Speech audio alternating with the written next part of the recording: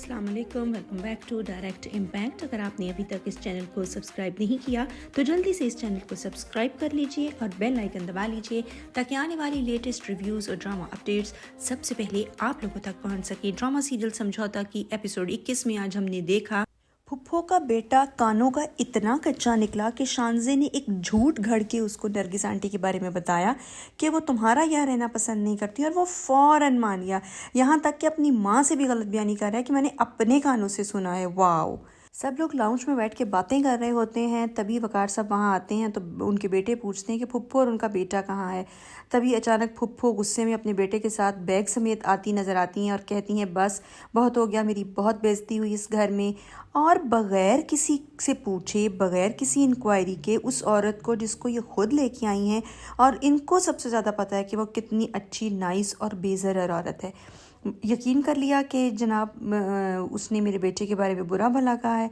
लेकिन वो एक दफ़ा फिर एक बेहतरीन एक्ट्रेस होने का हक़ अदा कर गई और उन्होंने बहुत खूबसूरत अंदाज में वहाँ पे उन सब से माफ़ी मांगी कि जो भी गलतफहमी है या जो भी आपका ख्याल है मैंने किया है, मुझे उसकी माफ़ी दे दें। हालांकि वकार साहब ने उनकी साइड लेने की कोशिश की तो उनके बच्चों ने बुरे तरीके से अपने बाप को स्नप कर दिया। और यहाँ पे वर्दा जो है वो एक दफ़ा फिर कोशिश कर रही है कि शानजे को इन्फॉर्म करे कि सलार क्या हरकतें करता फिर रहा है। सब घर वालों की मिन्नत समाजत पे फुफ्फो मान जाती हैं, कुछ नरगिस भी माफ़ी मांगती है हाथ जोड़ के, तो फुफ्फो रुक जाती हैं। सबसे ज़्यादा जुहेब फोर्स करता है कि फुफ्फो आप नहीं जाएंगी और वो नहीं जाती। और यहाँ पे सलार अपनी लिमिट्स क्रॉस करता है, एक बुके लेके घर से घर पहुँच जाता है शानजे को उसको धक्के दे के बाहर निकालना चाहिए था। हालांकि इसका रिएक्शन अच्छा था कि तुम कौन होते हो मेरे घर पे आने वाले।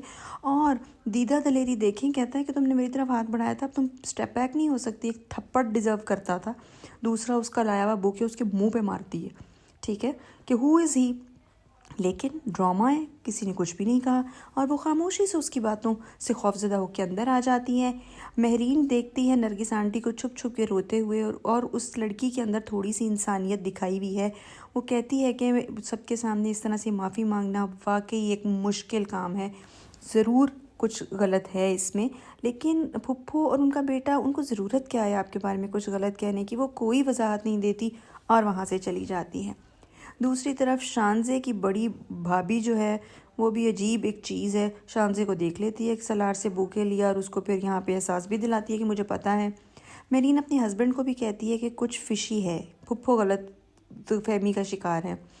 नरगिस बेचारी सोच रही है कि ये मेरे साथ क्या हुआ, और वकार साहब उससे एक्सक्यूज़ करते हैं कि मैं आपके लिए कुछ नहीं कर सका। लेकिन ये दूर की कौड़ी लेके आए हैं। वो कहते हैं कि बात तो हम दोनों के दरमियान थी, पता किसी को कैसे चला और फुफ्फो तक बात कैसे पहुंची। ज़बरदस्त। लेकिन खुशाइन बात यह है कि वो अपनी बीवी के करीब आ रहे हैं और उसके साथ इनका रवैया अच्छा हो रहा है आहिस्ता आहिस्ता। यहाँ पे वर्दा फिर फ़ोन करके सलार को वार्न करती है कि जो हरकतें वो करता फिर रहा है उसको अच्छे तरीके से अंदाज़ा है, और वो उसके साथ बदतमीज़ी करता है, उसको धमकाता है कि मैं तुम्हारा बुरा हशर कर दूंगा, दिस एंड दैट। लेकिन वो डरती नहीं है। और यहाँ पे दिखाते हैं फिरदौस आंटी, नरगिस आंटी बहुत ढीठ है। नेक्स्ट डे फिर शानजे को रोक लेती हैं कि तुमने ब्रेकफास्ट नहीं किया, तो वो फिर बदतमीज़ी करती है और कहती है ये चापलूसियाँ मत करें मेरे साथ। यहाँ पे फिर कहती हैं कि तुम्हें जल्द पता चल जाएगा कि ये मेरी मोहब्बत है, चापलूसियाँ नहीं है। तुम्हें तुम्हारे बाबा ने बुलाया है, बात सुन लो। और बाबा खैर से अपनी बेटी के साथ बात करना चाह रहे हैं। और यहाँ पे दिखाते हैं सलार की बहन सुन लेती है कि उसकी माँ रिश्ते वाली को उसके रिश्ते के लिए कह रही है। फिर आके उस औरत को बुरा भला कहती है और कहती है कि तुमने भड़काया होगा ये वो बेचारी पहली दफ़ा कहती है कि तुम्हारे बाबा सही कहती हैं, मैं सोने की भी बन जाऊँ तुम लोग मुझे अच्छा नहीं समझोगे। बहरहाल वो कहती है कि तुम लोगों ने अपने बाप का दिल तोड़ा है। यहाँ पे शानजे का बाप उससे बहुत हलीमी से बात करता है कि मेरी बेटी ने नाश्ता किया या नहीं किया, मेरी फ़िक्र मत करो, मैं ठीक हूँ। और फिर उसका कज़न आता है और कहता है कि मामू मुझे आपकी गाड़ी की ज़रूरत है। तब शानजे को पता चलता है उसकी गाड़ी वर्कशॉप में है, तो वो कैसे जाएगी यूनिवर्सिटी। तो कज़न उसको ऑफ़र करता है मैं तुम्हें ड्रॉप करते हुए जाऊँगा। थोड़ी आनाकानी करती है लेकिन चली जाती है। और फिर यहाँ पे दिखाते हैं कि डाइनिंग टेबल पर बैठे हुए सुबह असद और उसका भाई जुहेब किसी डील के बारे में बात करते हैं और नरगिस आंटी से कहते हैं जर्मन डेलीगेशन आया हुआ है, आप प्लीज़ खाना बना के भेज दीजिएगा। वकार साहब का बहुत अच्छा रिएक्शन था। वो कहते हैं ये अकेली कैसे करेगी। तो साथ कहता है असद कहता है दोनों बहुएं तो हैं साथ।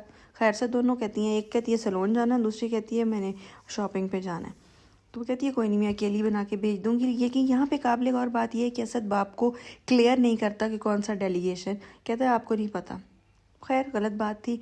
और यहाँ पे फुप्पू को नरगिस अपनी बातों से समझाती है कि आपने ये कैसे सोच लिया कि मैं आपके ख़िलाफ़ जाऊंगी, जबकि मेरा आप एक वाहिद सहारा हैं और उस घर में सिर्फ एक आप हैं जो मुझे अच्छा समझती हैं। सोच में पड़ जाती हैं खातून कि कहीं तो कुछ गड़बड़ है। उनका बेटा गया है इस्लामाबाद और एक दिन के बाद लौटेगा। और यहाँ पे उसका कज़न जब उसको ड्रॉप करके जाता है तो सालार उससे फजूल सवाल पूछने शुरू कर देता है, क्या ये तुम्हें ड्रॉप करेगा, ये क्यों आया है। बहुत अच्छा उसको शटअप कराती है, लेकिन वो इतनी बड़ी जोंक है, वो उसके पीछे से उतर ही नहीं रहा। फजूल और चीप टॉक्स करता है, वो स्नब भी करती है, लेकिन वो बहुत डीठ है। लेकिन देखते हैं अगले एपिसोड में इसको मुंह की खानी पड़ती है या नहीं। यही था आज का रिव्यू। आपको कैसा लगा कमेंट सेक्शन में अपनी राय का इज़हार ज़रूर कीजिएगा। और अगर चैनल को सब्सक्राइब नहीं किया जल्दी से सब्सक्राइब कर लीजिए, बेल आइकन दबा लीजिए ताकि आने वाले लेटेस्ट रिव्यूज़ और ड्रामा अपडेट्स सबसे पहले आप तक पहुँचे। अगले रिव्यू तक इजाज़त चाहते हैं। अल्लाह हाफिज़।